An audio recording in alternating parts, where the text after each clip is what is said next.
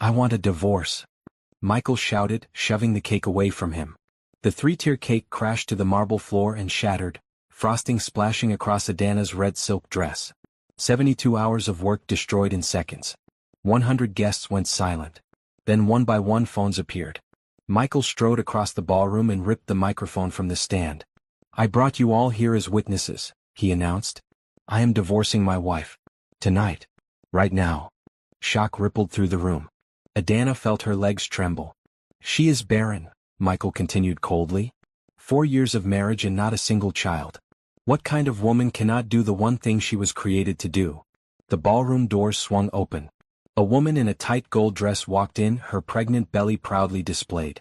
2 small children followed her, holding hands. Adana recognized her immediately. Chisholm. Her best friend. This is the mother of my children, Michael said, and she is 4 months pregnant with my third. Laughter broke through the crowd. Adana's vision blurred. The floor tilted. She collapsed beside the ruined cake. Outside the glass doors, Park Ji-hoon had been watching. While everyone focused on the scandal, he moved through the crowd, knelt beside Adana and lifted her into his arms. He slid one arm under her shoulders and the other under her knees. He lifted her easily and cradled her against his chest as he stood up. Who the hell are you? Michael's voice boomed through the speakers. Ji-hoon turned slowly to face the stage. Michael was staring at him with his arms still wrapped around his pregnant mistress. The entire ballroom had gone silent again. 100 guests watched the stranger in a casual white shirt hold their hostess like she weighed nothing. Put her down, Michael demanded. He jumped down from the stage and started walking toward Ji-hoon. This is none of your business. Ji-hoon stopped walking. He turned his head just enough to look at Michael over his shoulder. She is not your wife anymore, Ji-hoon said quietly. You made that very clear to everyone here. Michael's face went bright red. You do not know who you are dealing with. Yes I do, Ji-hoon said. His voice was still quiet but it cut through every whisper in the room. You are Michael Okonkwo. You own 3 car dealerships and 2 rental properties. You took out your largest loan 8 months ago for $2.3 million from Crown Capital Partners. Michael stopped walking. His expression shifted from anger to confusion. Crown Capital Partners is one of my subsidiaries, Ji-hoon continued calmly. Which means your businesses and your properties and your entire cash flow exist because I allow them to exist. My name is Park Ji-hoon. And if you ever speak to this woman again, I will personally make sure every single loan you have is called in by Monday morning. No one in the ballroom moved. No one spoke. No one even seemed to breathe. 100 guests stood frozen with their phones recording everything. Ji-hoon looked at Michael for 3 more seconds. Just long enough to make absolutely sure the message was received. Then he turned and carried Adana out of the Grand Pearl Hotel ballroom while 100 people watched and did absolutely nothing to help. Before we continue with the story, I would like you to do me a favor, kindly hit that like button and subscribe. Drop a comment telling me where you are watching from, because this story is about to change in ways nobody expects. Ji-hoon carried Adana through the hotel lobby without breaking stride. The concierge looked up from his desk and started to say something but stopped when he saw Ji-hoon's expression. The valet at the front entrance opened the door without being asked. The cool night air hit Ji-hoon's face as he stepped outside. Adana started to stir in his arms. Her eyes opened slowly. For a moment she just stared up at him without seeming to understand where she was or who was holding her. Then reality came crashing back and she sucked in a sharp breath. Put me down, she whispered. Ji-hoon looked down at her. You fainted. I know. Her voice was shaking. Put me down please. He set her on her feet carefully. Kept one hand on her elbow until he was sure she was steady. Adana swayed slightly but she did not fall. She wrapped her arms around herself and stared at the ground. The valet and the concierge were watching through the glass doors but Ji-hoon ignored them. Thank you, Adana said without looking up. Where will you go? Ji-hoon asked. I do not know yet. She was still staring at the ground. But that is not your concern. Your husband said you would be leaving his house tonight. Adana flinched at the word husband. He is not my husband anymore. Exactly, Ji-hoon said. Which means you have nowhere to go. She finally looked up at him. Her eyes were red from crying but her jaw was set. I will figure something out. I own the penthouse suite on the top floor, Ji-hoon said. There are 3 bedrooms. You can use one until you decide what to do next. No. Adana shook her head. I cannot accept that. Why not? Because I do not know you. Her voice was getting stronger even though her hands were still shaking. Because you just threatened my ex-husband's entire business in front of 100 people. Because nothing about this makes sense. Ji-hoon nodded slowly. Fair enough. He pulled out his phone and sent a quick text. 30 seconds later a black car pulled up to the curb. The driver got out and opened the back door without saying a word. This car will take you anywhere you want to go, Ji-hoon said. Adana stared at the open car door. Why are you doing this? Because no one else in that ballroom was going to help you, Ji-hoon said simply. Something in Adana's expression cracked. Her eyes filled with tears again, but she blinked them back hard. I have a sister. She lives 40 minutes from here. Then the driver will take you to your sister. Ji-hoon nodded to the driver. He will wait while you collect anything you need from your ex-husband's house first if you want. I do not want anything from that house, Adana said quietly. Then you go straight to your sister. Adana took a step toward the car and then stopped. She turned back to Ji-hoon and looked at him properly for the first time. Really looked at him. At his dark eyes and messy hair and the casual clothes that somehow made him look more dangerous than if he had been wearing a suit. What is your name again? She asked. Park Ji-hoon. Thank you, Park Ji-hoon, Adana said. Her voice was steady now. Stronger. I will not forget this. You do not owe me anything, Ji-hoon said. Adana held his gaze for another moment and then she got into the car. The driver closed the door gently and walked around to the driver's seat. Ji-hoon watched the car pull away from the curb and disappear into the Friday night traffic. He stood outside the Grand Pearl Hotel for a long time after that. His hands in his pockets. His expression unreadable. Then he turned and walked back inside. He did not go back to the ballroom. He could see through the glass doors that it was still chaos. Guests clustered in groups. Michael in the center with Chisholm still attached to his side. The children crying in their stroller. The destroyed cake still scattered across the floor. Ji-hoon took the elevator to the top floor and let himself into the penthouse suite. The suite was massive and modern and impersonal. Floor-to-ceiling windows overlooked the city. Leather furniture positioned perfectly for conversation no one ever had. He poured himself another whiskey and stood at the window looking out at the lights. His reflection stared back at him in the glass. Dark eyes. Sharp features. The kind of face that made people nervous even when he was not trying to be intimidating. His phone buzzed. A text from his attorney Marcus. Are you insane? Ji-hoon smiled slightly and typed back. Probably. Another buzz. You just threatened to destroy a client in front of 100 witnesses. Do you know how many videos of that are probably online already? I imagine quite a few, Ji-hoon typed. This is not funny. You cannot just make threats like that. I did not threaten him, Ji-hoon wrote back. I made a promise. His phone started ringing. Ji-hoon ignored it. He finished his whiskey and set the empty glass on the window ledge. His reflection looked tired suddenly. Older than 34.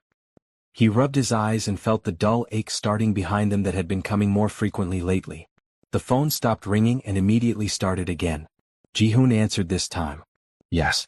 What the hell were you thinking? Marcus's voice was sharp with stress.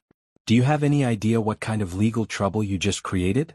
Michael Okonkwo publicly humiliated his wife in front of 100 people because she could not have children, Ji-hoon said calmly. Then he introduced his mistress and his secret children. Then he announced he was divorcing her while she was unconscious on the floor. I do not particularly care about the legal trouble. You threatened his business. I stated facts about his business, Ji-hoon corrected. Facts he should have been more aware of before he decided to behave like an animal. Marcus sighed heavily. You are going to give me a heart attack. You are 39 years old and you run 5 miles every morning, Ji-hoon said. Your heart is fine. My heart will not be fine if you keep doing things like this. There was a pause. Are you okay? You have been different lately. I am fine, Ji-hoon lied. You are a terrible liar. Good night, Marcus, Ji-hoon said and ended the call. He stood at the window for a long time after that. His head was pounding now. The ache behind his eyes had spread to his temples. He thought about the pills in his bathroom. The appointment he had on Monday morning at the private clinic. The doctor's expression the last time he had gone in for tests. Mostly he thought about the woman in the red dress who had looked at him with eyes full of tears and thanked him for something as simple as helping her leave. Ji-hoon turned away from the window and headed to his bedroom. He had calls to make in the morning. Meetings to reschedule. Damage control to handle. His phone buzzed one more time as he was getting ready for bed. A text from an unknown number. This is Adana. Your driver gave me your contact. I am with my sister. Thank you again for what you did tonight. Ji-hoon stared at the message for a long moment. He started to type a response 3 different times and deleted it each time. Finally he just wrote back, I am glad you are safe. 3 dots appeared immediately, then disappeared, then appeared again. Finally another message came through. My sister wants to know if you are single. Ji-hoon laughed out loud. It was the first time he had laughed in weeks and it hurt his chest in a way that had nothing to do with amusement. He typed back, tell your sister I am flattered. She said to tell you that you are missing out. Your sister sounds like someone I would like, Ji-hoon responded. She is the best person I know. She is letting me stay here as long as I need. That is good. You are lucky to have her. There was a pause before the next message came. Can I ask you something? Yes. Why did you help me tonight? Ji-hoon looked at the question for a long time. He thought about all the real answers. That he helped her because he knew what it felt like to be alone in a room full of people. That he helped her because he was tired of watching the world be cruel. That he helped her because he was dying and he wanted to do something good before he ran out of time. Instead he wrote, because it was the right thing to do. 3 dots appeared and disappeared several times. Finally Adana responded. Thank you for being someone who does the right thing. There are not many people like that anymore. Good night, Park Ji-hoon. Good night, Adana. Ji-hoon set his phone on the nightstand and lay down. He stared at the ceiling for a long time before sleep finally came. When it did, he dreamed of a woman in a red dress and cake scattered across white marble and 100 people who just stood there and watched. He woke up at 6 in the morning with a headache that made him nauseous. The pain was worse than usual. Sharp and insistent and impossible to ignore. Ji-hoon lay very still for a few minutes waiting to see if it would fade, but it only got stronger. Finally he forced himself to sit up and immediately regretted it. The room spun slightly. This was happening more often. Ji-hoon stood up carefully and walked to the bathroom. He opened the medicine cabinet and looked at the rows of pill bottles lined up like tiny soldiers. Painkillers. Anti-nausea medication. Supplements that were supposed to help but did not. He took what he was supposed to take and waited for the sharp edge of the headache to dull. 20 minutes later he was in the shower letting hot water pound against his shoulders. The headache was better. Not gone but better. Manageable. Ji-hoon closed his eyes and tried not to think about the fact that manageable was the best he could hope for these days. His phone was ringing when he got out of the shower. Ji-hoon wrapped a towel around his waist and checked the screen. His head of security. He answered immediately. What is wrong? Ji-hoon asked. Nothing is wrong, Yoon replied. But you need to see the news. I do not watch the news on Saturday mornings. You are going to want to watch it today, Yoon said. Your little scene last night went viral. It is everywhere. Ji-hoon closed his eyes. How bad? Depends on your perspective, Yoon said. Some people think you are a hero. Some people think you overstepped. Some people are trying to figure out who you are and why you threatened Michael Okonkwo. His ex-wife Adana is trending on 3 different platforms. She did not deserve this, Ji-hoon said quietly. No one deserves what happened to her, Yoon agreed. But now everyone knows about it. And everyone knows you carried her out. The video of you lifting her while she was unconscious has 6 million views. Ji-hoon swore under his breath. There is more, Yoon continued. Michael Okonkwo is giving interviews. He is claiming you assaulted him. He is threatening legal action. Let him threaten, Ji-hoon said. He touched his loans the second he decided to make a spectacle of himself. You are serious about calling in his loans? Completely serious. Yoon was quiet for a moment. You are not usually this reactive. What happened? I watched a man destroy his wife in front of 100 people who did nothing but take pictures, Ji-hoon said. That is what happened. And you decided to be the one who does something. Someone had to, Ji-hoon said. Fair enough, Yoon replied. Do you need me to handle anything on my end? Make sure no one bothers Adana, Ji-hoon said. She is staying with her sister but reporters are going to find her eventually. I want a security detail assigned to her. Discreet. She should not even know they are there. Done, Yoon said. Anything else? Find out everything you can about Michael Okonkwo and his mistress, Ji-hoon said. I want to know where his money comes from, where it goes, and what he is hiding. You think he is hiding something? Men like him always are, Ji-hoon said and ended the call. He got dressed slowly. Black pants. Gray sweater. Comfortable clothes because he was not leaving the hotel today. His headache was still there. A dull throb at the base of his skull. But it was tolerable now. Ji-hoon made himself eat breakfast even though he was not hungry. The food tasted like cardboard but he finished it anyway. His phone buzzed. Another text from Adana. I just saw the news. I'm so sorry. I did not mean for you to get dragged into this. Jihoon typed back quickly. You have nothing to apologize for. Are you okay? Physically, yes, she wrote. Emotionally, I am not sure yet. My sister keeps trying to feed me and tell me everything happens for a reason. I love her, but I do not want to hear that right now. Tell her you need space, Jihoon responded. I tried. She ignored me. There was a pause. Thank you again for last night. I keep replaying it in my head. The cake. Michael's face. Chisholm walking in with those children. I cannot believe it was real. Jihoon's chest tightened. He could hear the pain in her words even through text. It was real, he typed carefully. But it is over now. You are safe. Am I though? Everyone saw what happened. My phone has been ringing non-stop.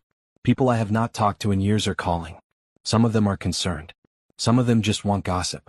I do not know how to deal with any of this. Turn off your phone, Jihoon wrote. Take a few days. Let your sister take care of you. The noise will die down eventually. Will it though? The videos are everywhere. People are making memes. I saw someone on Twitter calling me the barren bride. Someone else made a TikTok reenacting the whole thing. Jihoon felt anger flash through him. Hot and sharp. People are cruel. Yes, they are, Adana agreed. But you were not. You were kind when you did not have to be. Why? Because someone needed to be, Jihoon typed. There was a long pause before her next message. My sister says I should stop bothering you.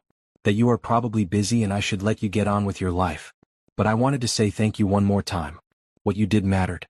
It mattered to me. You are not bothering me, Jihoon responded. And you can text me whenever you want. Really? Really? Thank you, Park Jihoon. You are a good person. Jihoon stared at those words for a long time. A good person. If only she knew. If only she knew that he was dying. That he had maybe 6 months left. That every act of kindness was tinged with desperation because time was running out. But she did not know. And he was not going to tell her. Not yet. Maybe not ever. The weekend passed slowly. Jihoon spent most of Saturday sleeping because the headache would not go away and rest was the only thing that helped. He woke up Sunday morning feeling slightly better and forced himself to go through his emails. Marcus had called 4 more times. Jihoon called him back. Finally, Marcus said when he answered. I was starting to think you had died. Not yet, Jihoon said before he could stop himself. What? Nothing, Jihoon said quickly. What do you need? I need you to explain to me what your plan is here, Marcus said. Because Michael Okonkwo's attorneys have already reached out threatening to sue you for defamation, harassment and interference with his business relationships. Let them sue, Jihoon said. That is not a strategy. It is the only strategy one have, Jihoon replied. I'm not backing down. His loans get called in tomorrow morning. Marcus sighed heavily. You are going to bankrupt him.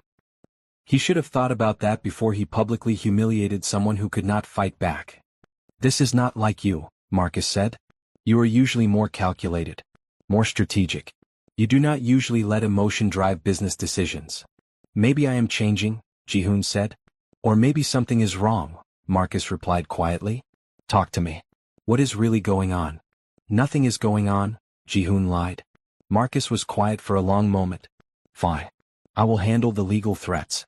But you need to be prepared for this to get messy. I am always prepared for messy, Jihoon said and ended the call.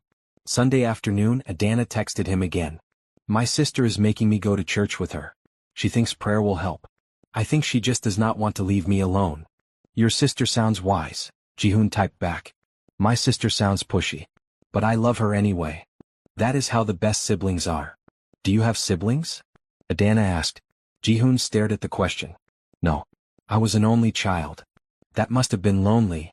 Sometimes. But I had good parents. Had. They passed away when I was in my 20s. Car accident. I'm so sorry. I should not have asked. It is okay. It was a long time ago. There was a pause before Adana's next message. I have to go now. Church is starting. Thank you for talking to me. It helps to have someone to talk to who understands. Anytime, Jihoon wrote back. He set his phone down and stared out the window. The city stretched out below him. Thousands of lives happening simultaneously. Each person dealing with their own version of pain and hope. Jihoon wondered what Adana was praying for in that church. He wondered what he would pray for if he believed in prayer. Probably more time. Monday morning came too fast. Ji-hoon woke up at 5 with another headache. He took his pills and waited for them to work. By 6 he was in the shower. By 7 he was dressed in a dark suit and ready to handle whatever the week threw at him. His attorney had sent him a schedule for the day. Morning meeting with Crown Capital to finalize the loan recall. Afternoon meeting with his security team. Evening meeting with his doctor. That last one made Ji-hoon's stomach tighten. The meeting with Crown Capital went exactly as expected. The board was not happy about the loan recall, but they trusted Ji-hoon's judgment. Michael Okonkwo would receive notice by noon. He would have 30 days to repay $2.3 million or lose everything. Yoon called him right after the meeting ended. Michael is panicking, Yoon said without preamble. He has been calling everyone he knows trying to find someone who can talk you out of this. No one can talk me out of this, Ji-hoon said. I figured. But he is getting desperate. Desperate men do stupid things. What kind of stupid things? He showed up at Adana's sister's house this morning, Yoon said. He was banging on the door demanding to see his wife. The security detail I assigned had to escort him off the property. Ji-hoon's hand tightened on his phone. Is Adana okay? She is shaken but unharmed. Her sister called the police. Michael left before they arrived, but they have it on record now. Good. Make sure the security detail stays in place. Double it if you have to. Already done.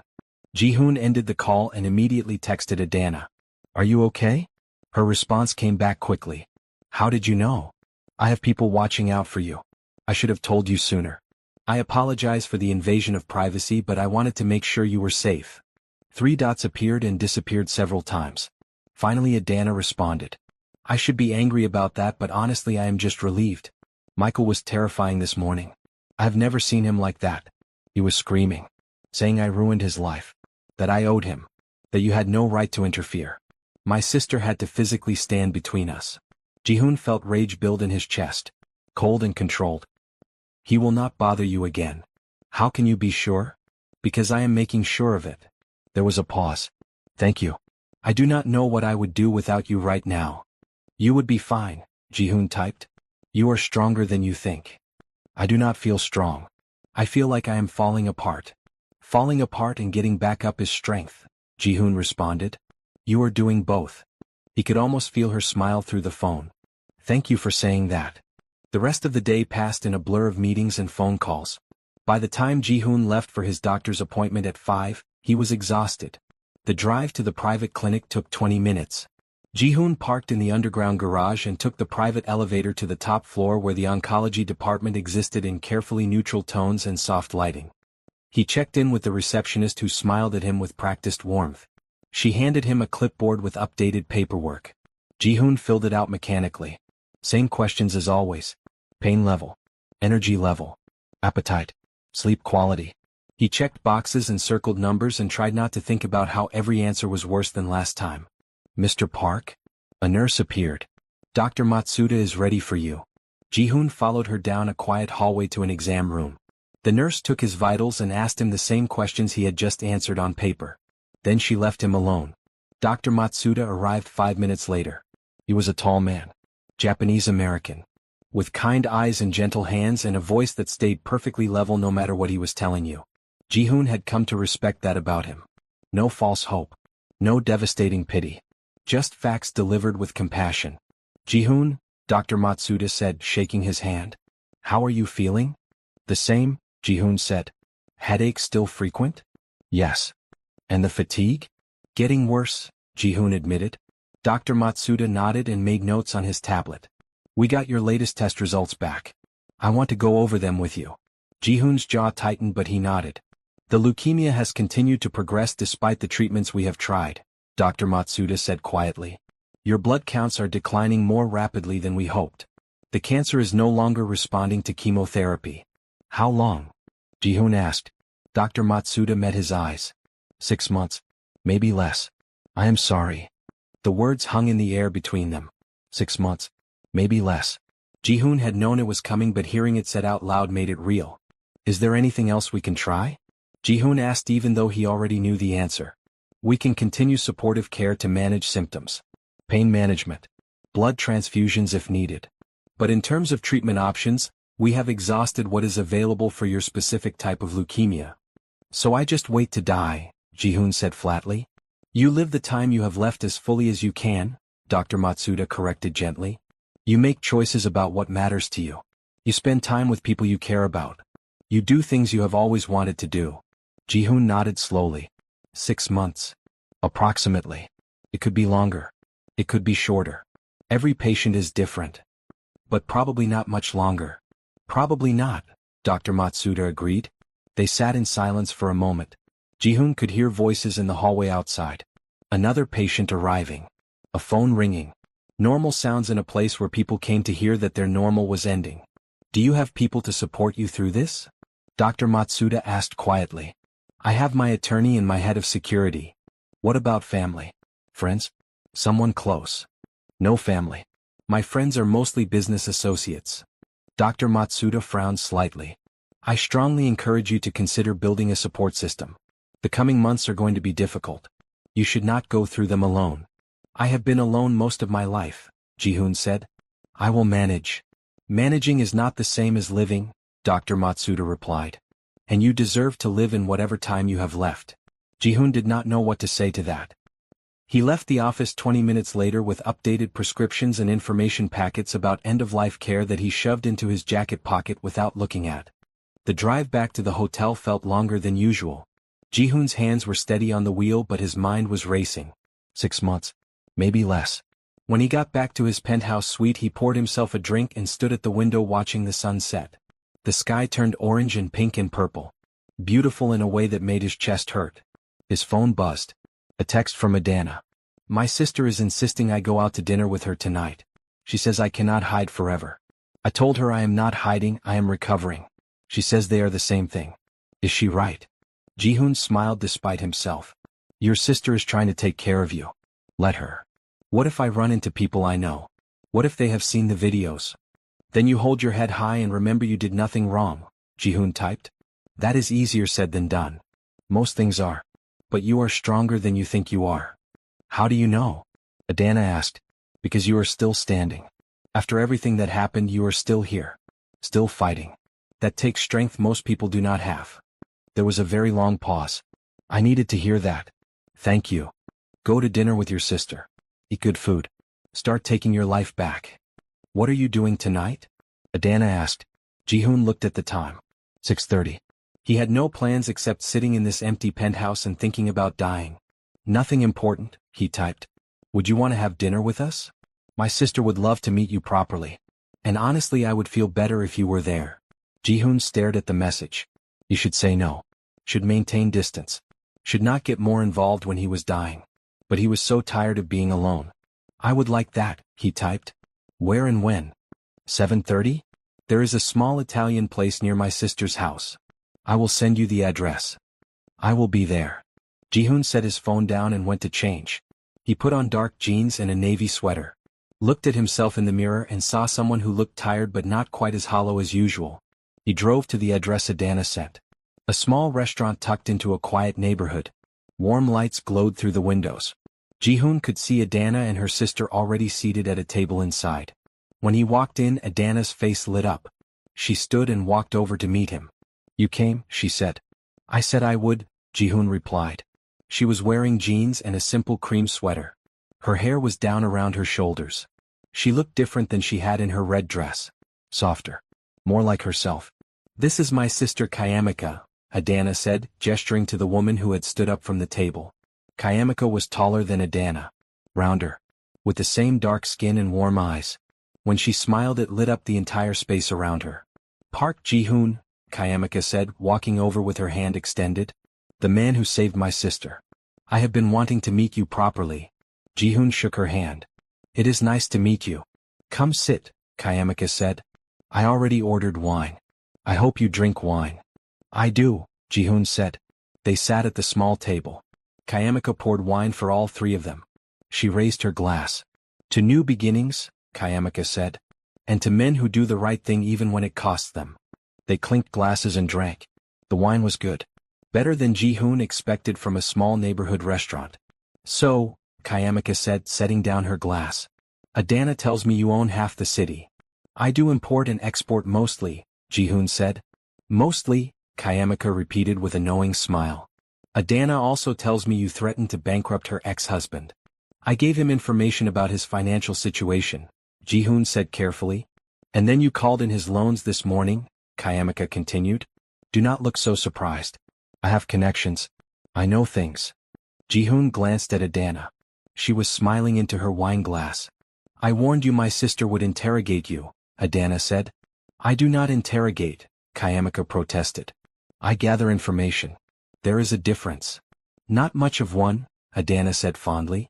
They ordered food. Kayamika insisted they try everything. Pasta and risotto and chicken and vegetables. The food kept coming and Ji-hoon found himself eating more than he had in days. You are too thin, Kayamika observed. When was the last time you had a good home-cooked meal? It has been a while, Ji-hoon admitted. That is what I thought, Kayamika said. She stood up and started loading more food onto his plate despite his protests. You need feeding.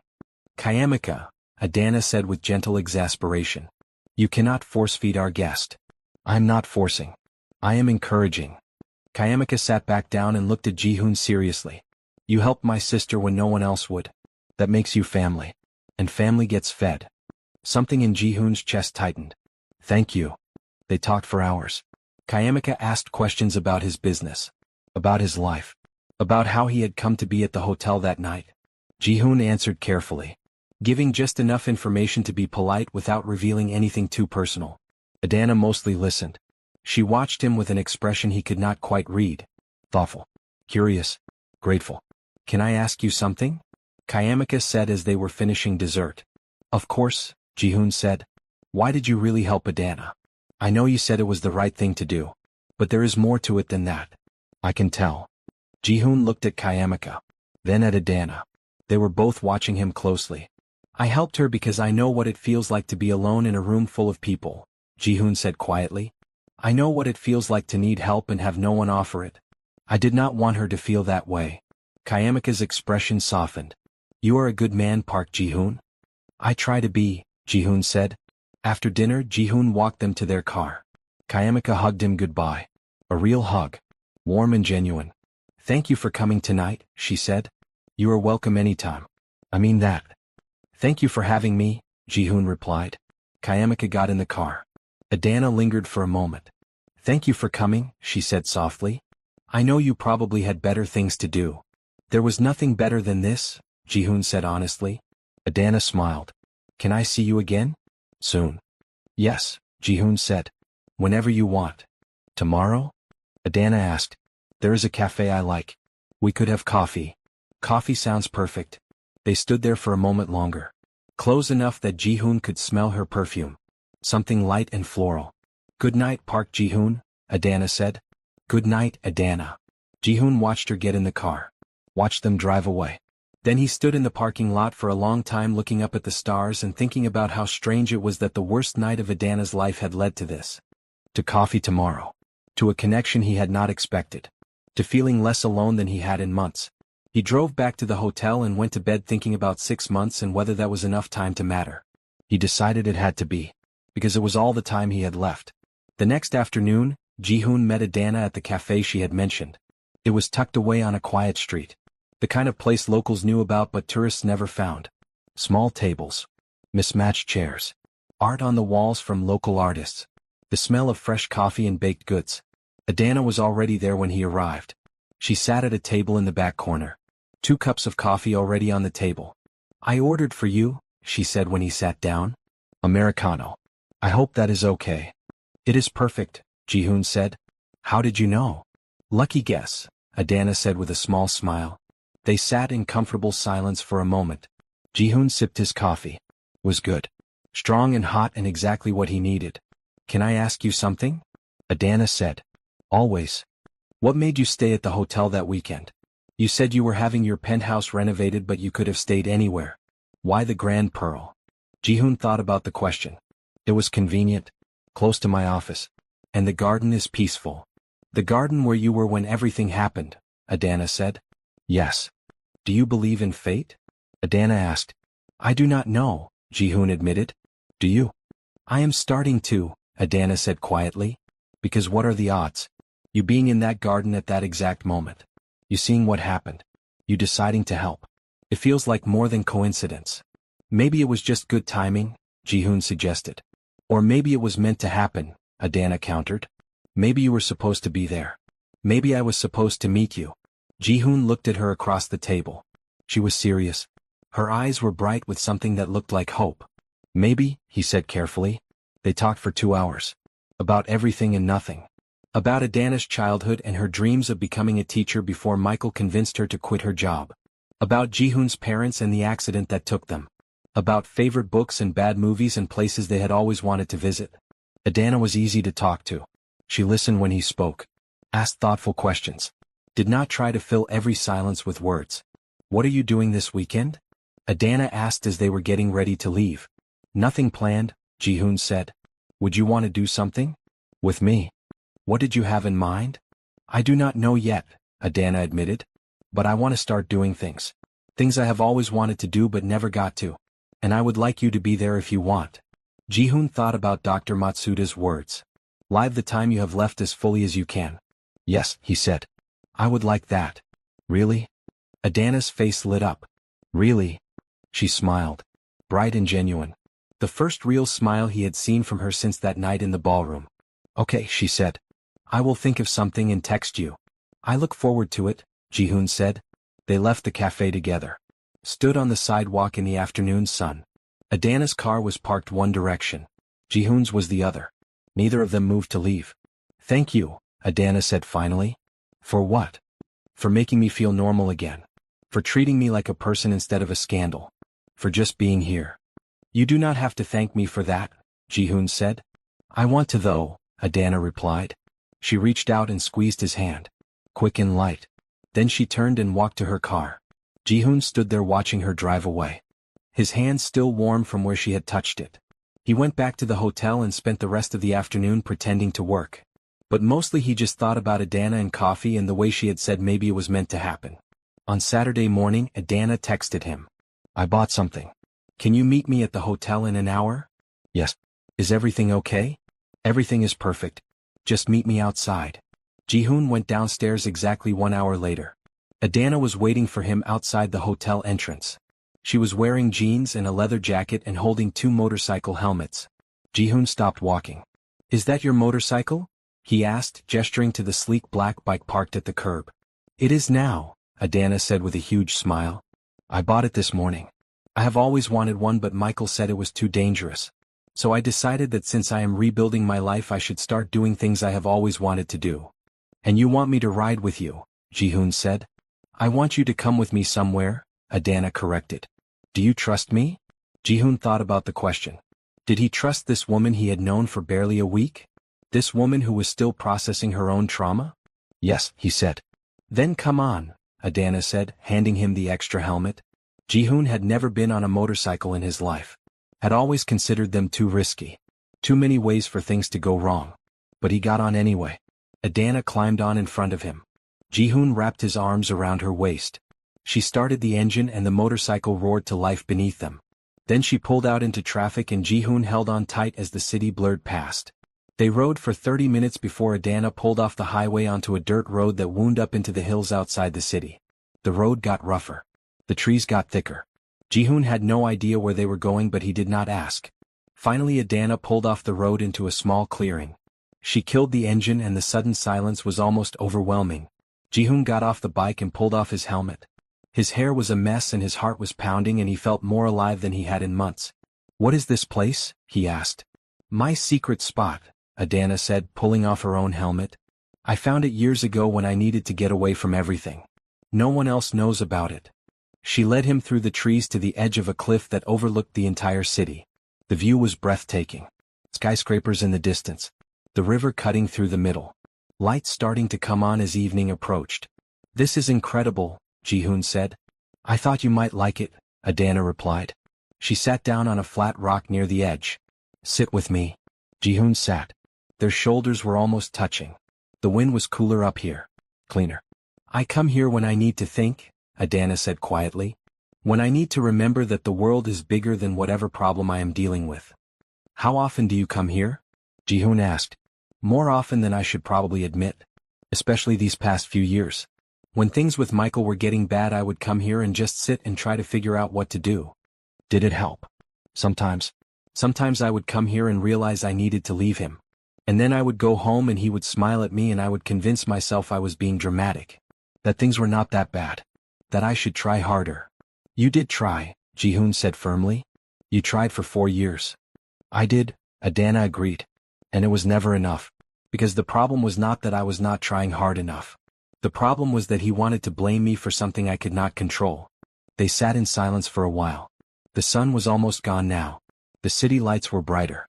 Adana shivered slightly. Ji-hoon shrugged out of his jacket without thinking and draped it over her shoulders. Thank you, she said softly, pulling the jacket tighter around herself. You are welcome.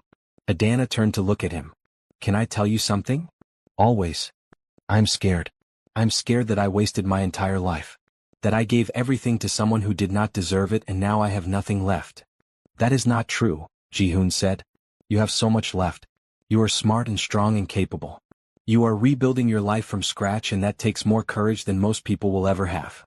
I do not feel courageous, Adana said. I feel lost.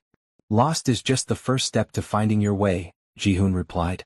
Adana stared at him. How are you so wise? I'm not wise. I have just learned that sometimes the hardest moments teach us the most. What hard moments taught you that? Adana asked. Ji-hoon thought about his parents' death. About watching his mother take her last breath. About building a business from grief. About sitting in an oncologist's office being told he had months to live. Too many to count, he said finally. Adana studied his face in the fading light. You are not okay, are you? Ji-hoon's breath caught. What makes you say that? The way you look sometimes when you think no one is watching. The way you hold yourself so carefully like you might break if you relax. The way you seem sad even when you are smiling. Ji-hoon did not know what to say. You do not have to tell me, Adana said gently. She reached out and took his hand. But I want you to know that I see you. I see that you are carrying something heavy. And if you ever want to talk about it, I am here. Ji-hoon looked down at their joined hands. Her skin was warm against his. He thought about telling her the truth. About the cancer and the 6 months and the way he woke up every morning wondering if this would be the day everything got worse. But he could not do it. Could not take this perfect moment and destroy it with reality. Thank you, he said instead. That means more than you know. They sat there until the stars came out. Until the city below them was just lights in the darkness. Until Adana started shivering so much that Ji-hoon insisted they head back. The ride down the mountain was slower. Quieter. Ji-hoon held on to Adana and memorized the way this felt. The wind and the stars and the woman in his arms who saw him in a way no one else ever had. When they got back to the hotel, Adana walked him to the entrance. Thank you for today, Ji-hoon said. Thank you for trusting me enough to come. Can I see you tomorrow? Ji-hoon asked. Adana smiled. You are going to get sick of me. Impossible. Tomorrow then. But you get to pick what we do. Deal. Ji-hoon watched her ride away and then he went upstairs to his empty suite. He took his medications and went through his emails and tried to ignore the fact that his headache was back and worse than it had been in days. He went to bed thinking about Adana's hand in his and the way she had said she saw him. No one had really seen him in a very long time. And now that someone finally did, he was running out of time. Over the next 2 weeks, Ji-hoon and Adana saw each other almost every day. Sometimes for coffee at their cafe. Sometimes for walks through the park. Once for lunch at a small Thai restaurant where the food was so spicy Adana's eyes watered and Ji-hoon laughed harder than he had in months. They did not talk about Michael. Did not talk about the videos that were still circulating online. Did not talk about anything heavy. They just existed in this bubble where they could be two people getting to know each other. It was the best 2 weeks Ji-hoon had in a year. But reality kept creeping in. Ji-hoon had another appointment with Dr. Matsuda. More blood drawn. More tests run. More confirmation that he was dying right on schedule. Your counts are dropping faster, Dr. Matsuda said gently. You are going to need another transfusion soon. How soon? This week. Maybe sooner. Ji-hoon nodded. Fine. How are you feeling otherwise? Fatigue. Both. But manageable. Dr. Matsuda looked at him seriously. Are you taking care of yourself? As well as I can. That is not an answer. It is the only answer I have, Ji-hoon said. He left the office feeling worse than when he arrived. Drove back to the hotel in a daze. His phone buzzed as he was parking. Adana. Want to grab dinner tonight? My sister is cooking. Ji-hoon stared at the message. You should say no. Should go home and rest. Should not keep building this connection when he knew how it would end. Instead he typed, I would love to. What time? 7. I will pick you up on the bike. Ji-hoon smiled despite everything. Dinner at Kayamika's house became a regular thing. Every few days Adana would text him. Kayamika would cook enough food to feed an army. They would sit around the small kitchen table and talk and laugh, and Ji-hoon would feel like he was part of something real. You look tired, Kayamika observed one night. Are you sleeping okay? Well enough, Ji-hoon lied. You work too much, Kayamika declared. You need to learn to relax. Maybe Adana can teach me, Ji-hoon said. Adana laughed. I do not know how to relax either. We would be terrible teachers for each other. Then you can learn together, Kayamika said. That is even better. After dinner, Adana walked Ji-hoon to his car. Thank you for coming, she said. I know my sister can be a lot. She is wonderful, Ji-hoon said honestly. You are lucky to have her. I know, Adana agreed. She looked up at him. Can I ask you something? Of course. Are you happy? The question caught Ji-hoon off guard. What? Are you happy? Adana repeated. Right now. In this moment. Are you happy? Ji-hoon thought about it. About the headache that never quite went away. About the pills he took every morning. About the 6 months that was slowly becoming 5 months. But also about coffee dates and motorcycle rides and dinners with Kayamika. About the way Adana smiled at him. About feeling less alone. Yes, he said quietly. I am happy. Adana smiled. Good. You deserve to be happy. She stood on her toes and kissed his cheek. Quick and light. Then she turned and walked back to the house before he could respond. Ji-hoon stood there for a long moment. His hand going to his cheek where she had kissed him. Then he got in his car and drove back to the hotel with warmth spreading through his chest that had nothing to do with the medication. On a Saturday in early March, Adana showed up at the hotel with a list. I made it, she announced, waving her phone at him. The bucket list we talked about. Ji-hoon smiled. Can I see? She pulled up her notes app and showed him. Learn to ride a motorcycle, done? Visit the botanical gardens, take a painting class, go camping under the stars, see the ocean at sunrise, go to a concert and dance, take a road trip with no destination, learn to cook something fancy, volunteer at an animal shelter, learn a new language. Ji-hoon read through the list carefully. This is a good list. You think so? I know so. And I want to help you do all of it. Really? Really? Adana's eyes went bright. When do we start? Today, Ji-hoon said. What is next on your list? Botanical gardens. Then let me change clothes and we will go. They spent the afternoon wandering through gardens filled with roses and koi ponds and tropical plants. Adana was fascinated by everything. She took pictures and asked questions and laughed at the peacocks that wandered freely. Ji-hoon mostly just watched her. Memorized the way she moved. The way she tilted her head when she was thinking. The way she bit her bottom lip when she was concentrating. What? Adana asked, catching him staring. Nothing. You are just very present. It is refreshing. Present? Fully here. In this moment. Not thinking about yesterday or worrying about tomorrow.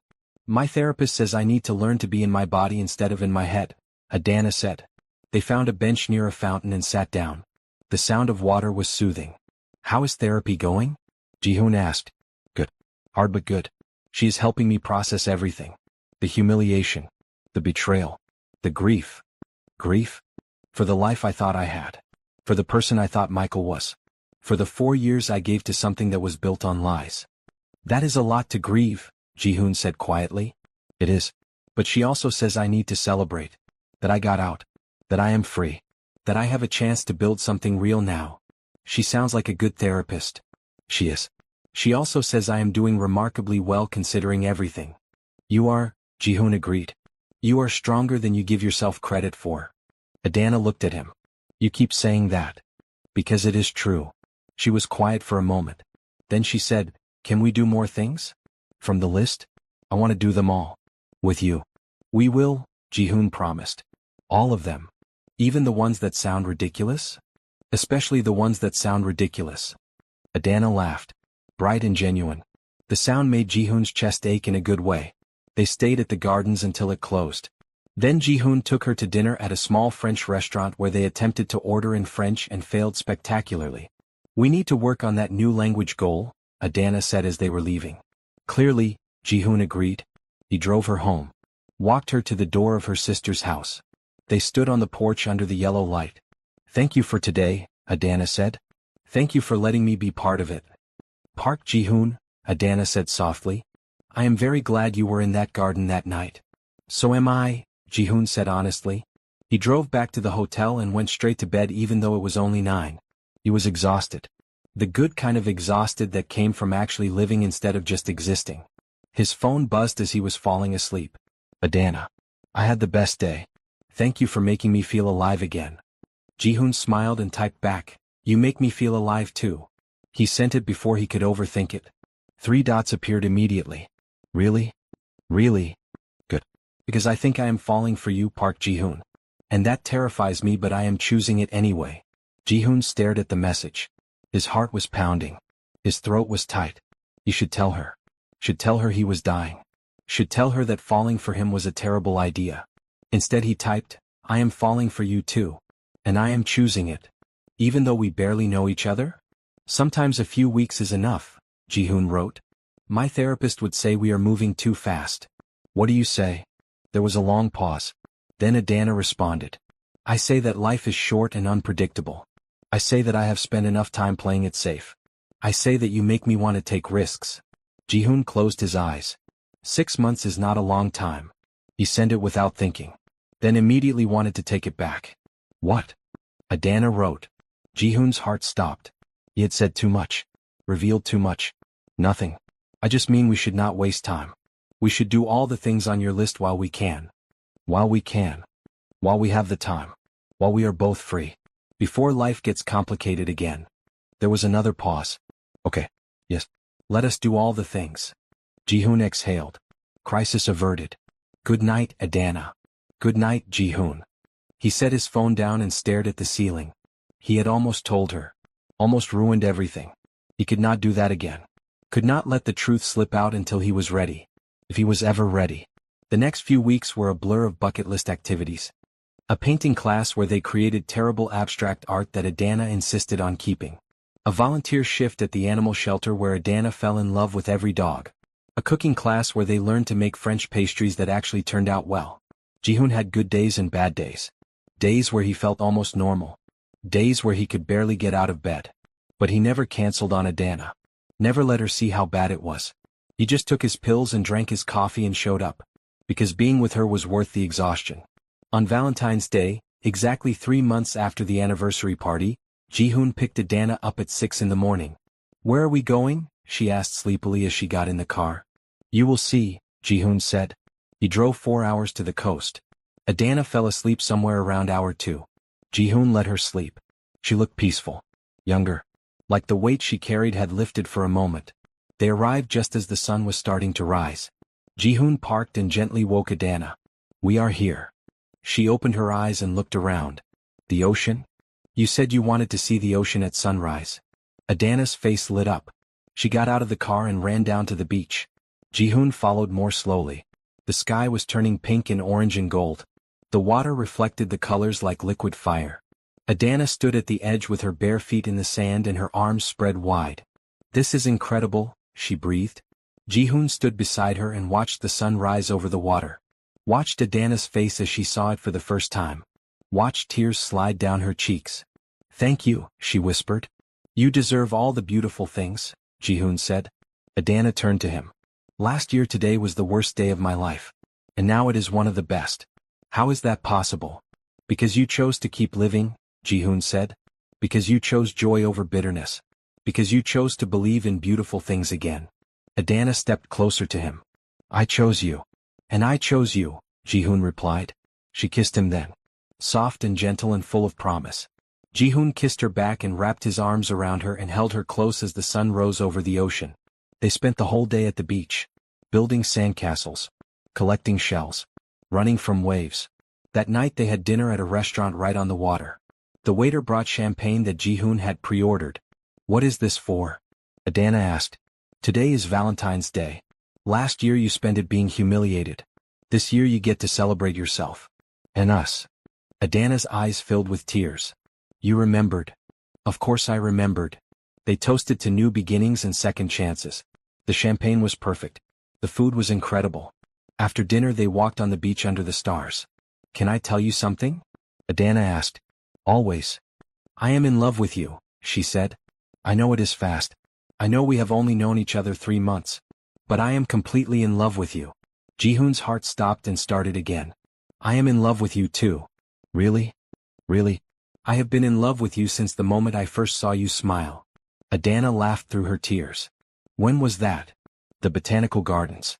You were smelling a rose and you smiled like it was the most amazing thing you had ever experienced." "I remember that day," Adana said softly. Jihoon cupped her face in his hands. "I love you, Adana. More than I thought I could love anyone." "I love you too." They kissed under the stars and Jihoon tried to memorize everything. The sound of the waves.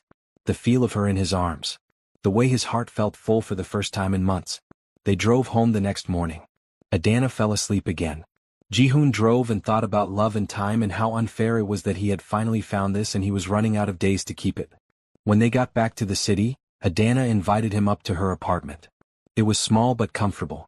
Art on the walls. Books on the shelves. Felt like her. "Thank you for yesterday," Adana said. "For making Valentine's Day beautiful again." "You made it beautiful," Jihoon said. They sat on her couch and talked until Jihoon could barely keep his eyes open. Adana noticed. "You are exhausted. You should go home and rest." "I am okay, Jihoon." She touched his face gently. "You are allowed to be tired." "I just want to be with you," he said. "Then stay. Sleep here. I will take care of you." Jihoon looked at her. "Are you sure?" "Very sure." He stayed. Adana gave him comfortable clothes to sleep in. Made up the couch even though he protested. Brought him water and made sure he took his pills even though he had not told her he had pills to take. She had noticed anyway. "What are these for?" she asked gently. "Headaches," Jihoon said. Which was not a lie. Just not the whole truth. Adana nodded and did not push. Jihoon fell asleep on her couch and slept better than he had in weeks. When he woke up the next morning, Adana was making breakfast. "Good morning," she said with a smile. "How do you feel?" "Better," Jihoon said honestly. They ate breakfast together and Jihoon realized this was what he wanted. This simple domestic peace. This feeling of being taken care of. This feeling of home. But 3 weeks later, everything changed. Jihoon was in a business meeting when the room started spinning. 1 minute he was presenting quarterly numbers. The next minute he was on the floor with Yoon calling an ambulance. He woke up in the hospital with Adana sitting next to his bed holding his hand. "Hi," she said softly when she saw his eyes open. "What happened?" Jihoon asked. "You collapsed. They brought you in unconscious. Your blood pressure was dangerously low. They gave you blood and fluids." Jihoon closed his eyes. "I am sorry." "Why are you apologizing?" Adana asked. Before Jihoon could answer, Dr. Matsuda walked in. "Jihoon. Good to see you awake. Can I speak with you privately?" "No," Jihoon said. "Whatever you need to say, you can say in front of Adana." Dr. Matsuda looked between them. "Are you sure?" "I am sure." Dr. Matsuda nodded slowly. "Your counts are critically low. You are severely anemic. You need to stop working immediately and focus on quality of life." Adana's hand tightened on Jihoon's. "What do you mean quality of life?" Dr. Matsuda looked at Jihoon. "Have you told her?" "Told me what?" Adana asked. Her voice was getting higher. "Jihoon. What is he talking about?" Jihoon looked at her. At the fear in her eyes. At the love. He had to tell her now. "I have leukemia," Jihoon said quietly. "Acute myeloid leukemia. I was diagnosed about a year ago. The treatments are not working. I have about 3 months left. Maybe less." Adana stared at him. The color drained from her face. "What?" she whispered. "I am dying," Jihoon said. "I have been dying this whole time." Adana pulled her hand away. Stood up so fast her chair fell over. "You are dying," she repeated. "For how long have you known?" "Since before I met you." "And you did not think I should know that?" Adana's voice was shaking. "You let me fall in love with you knowing you were dying?" "I am sorry," Jihoon said. "You are sorry," Adana said. She laughed but there was no humor in it. "You are dying and you are sorry." Dr. Matsuda cleared his throat. "I will give you two some privacy." He left quickly. Adana wrapped her arms around herself. "How long? How long do you actually have?" Dr. Matsuda says 3 months. Maybe less. 3 months, Adana repeated. Tears were streaming down her face. "I thought we had time." I thought we were building something. We are building something, Ji-hoon said desperately. How? Adana demanded. How are we building something when you are leaving? When you knew from the start this would end? I did not plan to fall in love with you, Ji-hoon said. I was just trying to help. But then I got to know you and I could not stop. I am sorry. Adana was crying openly now. Why did you not tell me sooner? Because I did not want to lose this. I did not want to lose you. Well, you are losing me now. Adana shouted. You are dying and I am losing you and there is nothing I can do about it. She sank to the floor, her whole body shaking with sobs. Ji-hoon tried to get out of bed but he was too weak. Too many wires. Too much equipment. Adana. Please. Do not, she said. Do not try to make this okay. It is not okay. Nothing about this is okay. They sat in silence. Adana crying on the floor. Ji-hoon in the bed with his heart breaking. Finally Adana stood up, wiped her face, looked at him with red eyes. I need time, she said. I need to think about this. Okay, Ji-hoon said quietly. I love you, Adana said.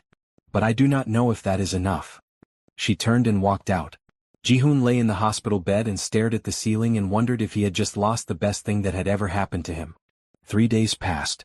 Ji-hoon stayed in the hospital. They gave him transfusions. Monitored him.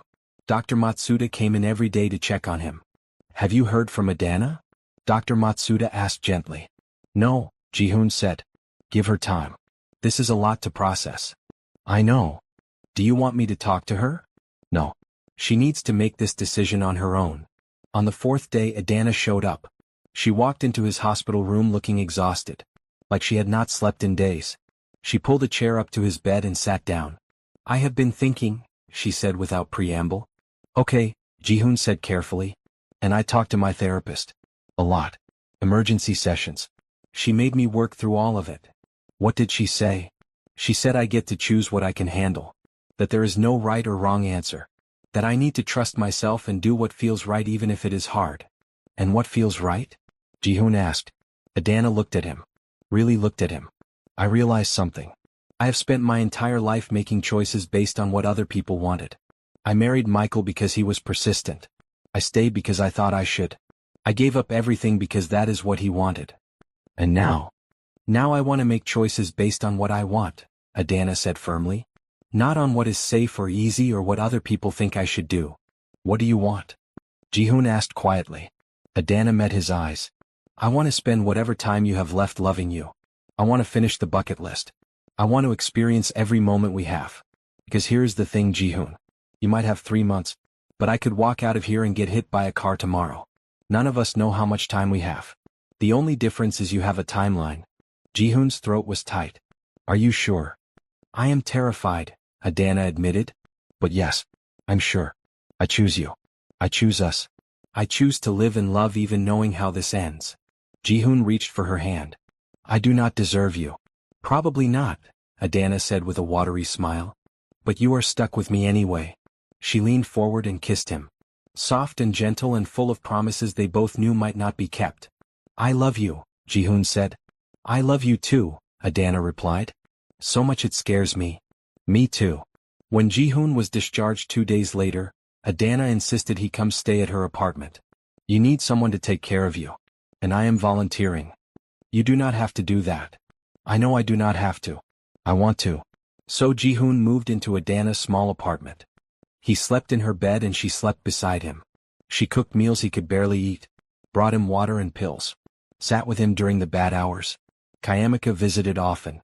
She brought food and laughter and treated Ji-hoon like family. You are good for my sister, Kayamika told him one afternoon. I have never seen her this strong. She is good for me too, Ji-hoon said. I know. I can see it. She was quiet for a moment. Then she said, it is going to kill her when you die. You know that, right? I know, Ji-hoon said quietly. But I think she will survive it, Kayamika continued. Because you are showing her how to be brave. How to choose joy even when everything is terrible. I hope you are right. I am always right, Kayamika declared. They laughed. Ji-hoon got weaker. Simple things became difficult. Walking, eating, staying awake. But he was not in pain. Dr. Matsuda made sure of that. The medications kept him comfortable. Kept him present. On a warm April afternoon, Adana sat beside him on the couch. "Can I ask you something?" she said. "Always." "What do you want to do? With the time we have left. What matters most to you?" Jihoon thought about it. "I want to finish your list. I want to make you happy. I want to give you memories that are beautiful instead of painful." Adana's eyes filled with tears. "What about what you want? For yourself?" "Being with you is what I want for myself," Jihoon said. So they kept living. A road trip with no destination that ended in a small town with the best barbecue they had ever tasted. Stargazing in a field where Adana made up stories about constellations. A concert where they danced even though Jihoon was exhausted. Every moment was precious. Every day a gift. Jihoon knew he was running out of time. Could feel his body shutting down. But he never told Adana how bad it was getting. He just showed up and loved her and tried to give her everything he could in the time he had left. On a sunny day in late April, they were sitting in Adana's apartment when she suddenly looked at him. "Marry me," she said. Jihoon stared at her. "What? Marry me?" Adana repeated. "I know it is crazy. I know we have barely known each other 4 months. I know you are dying. But I do not care. I want to be your wife. Even if it is just for a little while." Jihoon felt tears slide down his face. "Are you sure?" "Very sure," Adana said. "I love you. And I want to make it official. I want to be able to say you are my husband.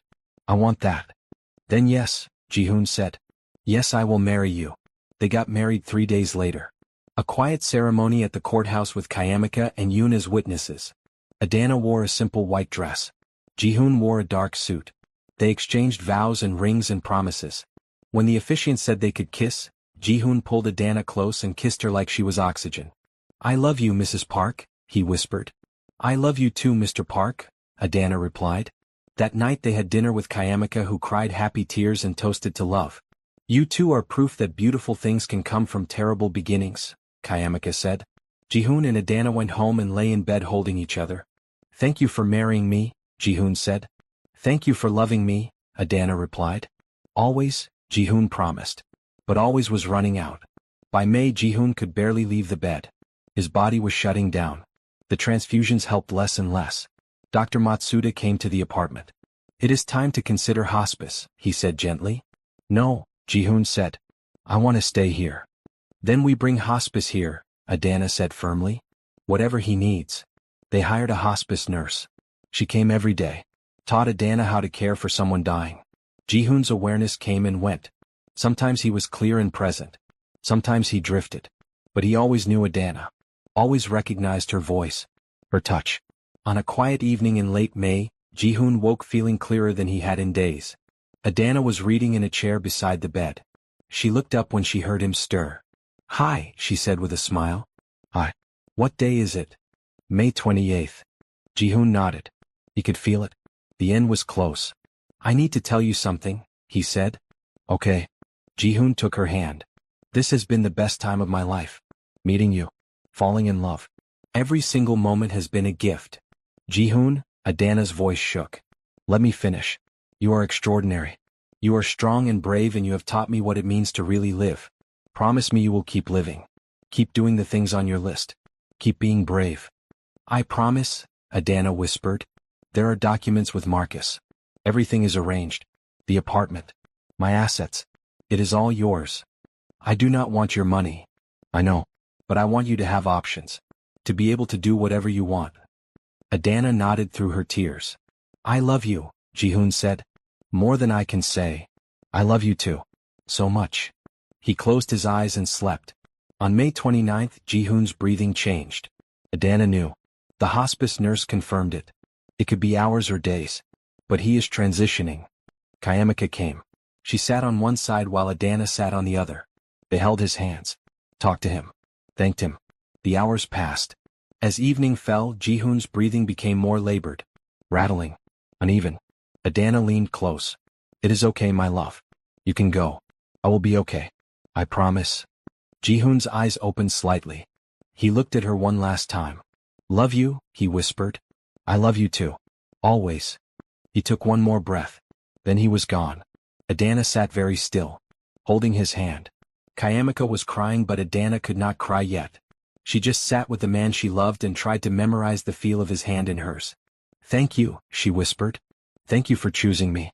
Thank you for showing me how to live." The funeral was small. Adana, Kayamika, Dr. Matsuda, Marcus, a few business associates. They buried Ji-hoon on a hill overlooking the city. Next to his parents. Marcus read the will. Ji-hoon had left everything to Adana. The apartment. The business interest. Enough money that she would never worry again.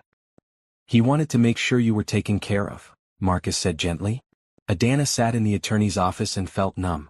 Michael tried to contact her after the funeral, claiming he had information she needed to hear, claiming he had been wrong. Yoon had him escorted away with a restraining order. Adana moved through the weeks in a fog. Therapy. Crying with Kayamika. Sleeping in the bed where Ji-hoon had died. 8 weeks after the funeral, Adana woke up nauseous. She threw up 3 mornings in a row before Kayamika insisted she take a test. Adana sat on the bathroom floor staring at 2 pink lines. Pregnant. She started crying. Deep sobs that shook her whole body. He is gone, she said to Kayamika. He is gone and I am pregnant and he will never know. But you know, Kayamika said gently. And this baby is a gift. A piece of him that gets to stay. Adana went to the doctor and confirmed it. 10 weeks pregnant. Conceived in late March when Ji-hoon had still been relatively healthy. She placed her hand on her stomach. Hi baby, she whispered. Your father was the best man I ever knew. And I am going to make sure you know exactly who he was. The pregnancy was hard. Physically and emotionally. But Adana was determined. She read every book. Set up a nursery. Talked to the baby every day about Ji-hoon. Your father loved gardens, she would say. He loved the ocean. He loved helping people. He loved me even though he knew it would hurt. On a cool February morning, exactly 9 months after Ji-hoon died, Adana gave birth to a son. He had Ji-hoon's dark hair and serious expression. Adana held him and cried tears of joy and grief. What will you name him? The nurse asked. Adana looked down at her son. Ji-hoon Valentine Park. After his father. Ji-hoon because that was his name. Valentine because that was when everything changed. She took her son home and learned to be a mother. It was hard and exhausting and wonderful. Every time she looked at her son's face she saw Ji-hoon. The same eyes. The same quiet strength. Years passed. Adana raised Ji-hoon Valentine with Kayamika's help. She told him stories about his father every night. Your father was brave, she would say. He was kind. He helped a stranger even though he was dying because it was the right thing to do. Tell me about how you met, little Ji-hoon would ask. And Adana would tell him. About the cake and the humiliation and the man in the garden who stepped in when no one else would. Your father saved me twice, she would say. Once from public humiliation and once from giving up on life. Ji-hoon Valentine grew up smart and kind and strong. He went to college. Business school. Took over managing the companies his father had left. At 28 he got married to a woman who loved him fiercely. At the wedding he gave a speech. My father died before I was born. But he left me the greatest gift. He loved my mother so completely that she was able to love me enough for 2 parents. He showed her how to be strong. How to choose joy. How to live fully even when time is short. He raised his glass. To Park Ji-hoon. The father I never met but who shaped everything I am. Adana cried through the whole speech. She never remarried. Good men tried. But she always said no. I had my great love, she would tell Kayamika. Some people never get that. She lived fully. Became a teacher. Volunteered. Traveled. Watched her son have children. 2 beautiful grandchildren who called her Nana. On her 70th birthday, Adana stood at Ji-hoon's grave with her son. Hi my love, she said, touching the headstone. Look how tall our boy is. Look how good he turned out. You would be so proud. Thank you, Dad, Ji-hoon Valentine said. For loving her. For showing her how to be strong. Adana lived to be 83. She died peacefully with her son holding one hand and her grandson holding the other. On her bedside table was a photograph of Ji-hoon from the botanical gardens.